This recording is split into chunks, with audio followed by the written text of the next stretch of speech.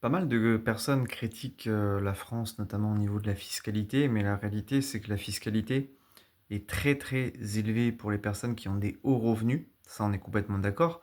D'ailleurs, au niveau du barème progressif de l'impôt, on est à 45 au niveau de la plus haute tranche marginale d'imposition, ce qui fait que c'est quasiment, la moitié.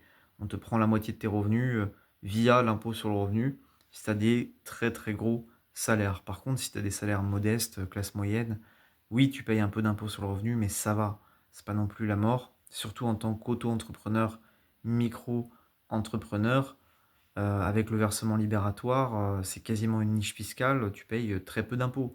1,7 sur ton chiffre d'affaires. C'est pas monumental et si tu es au barème progressif de l'impôt, tu es dans les tranches marginales d'imposition, peut-être à 30 maximum, mais voilà, ça va rester, raisonnable.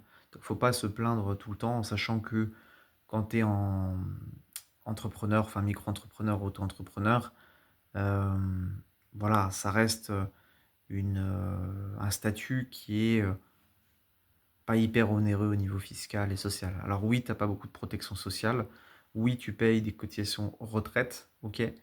Oui, on peut débattre sur le fait qu'il y aura peut-être pas de retraite à l'avenir, mais, à minima, quand tu seras, âgé, tu auras le minimum vieillesse, 1 000 balles par mois. Donc il faut financer tout ça, d'une certaine manière. Je veux dire, voilà, on peut pas être dans un système, prendre tous les avantages de ce système et d'un autre côté ne rien payer. Il faut aussi participer. Moi, j'ai fait ce compromis en tant qu'auto-entrepreneur de payer un peu plus d'impôts, de cotisations sociales, et d'avoir une qualité de vie, de rester près de mes proches, de rester dans mon pays. Ça, c'est le choix que j'ai fait, c'est un compromis.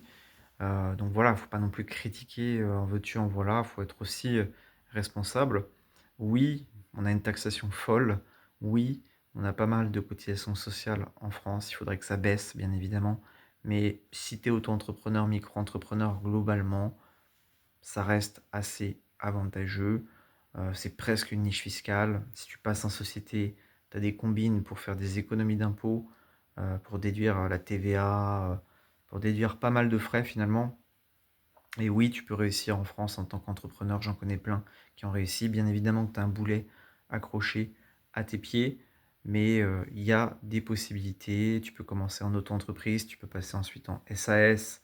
Voilà, si tu en veux, si tu as une activité qui fonctionne bien, tu peux vraiment réussir dans l'entrepreneuriat en France, c'est tout à fait possible. Il faut arrêter d'être tout le temps dans le French bashing.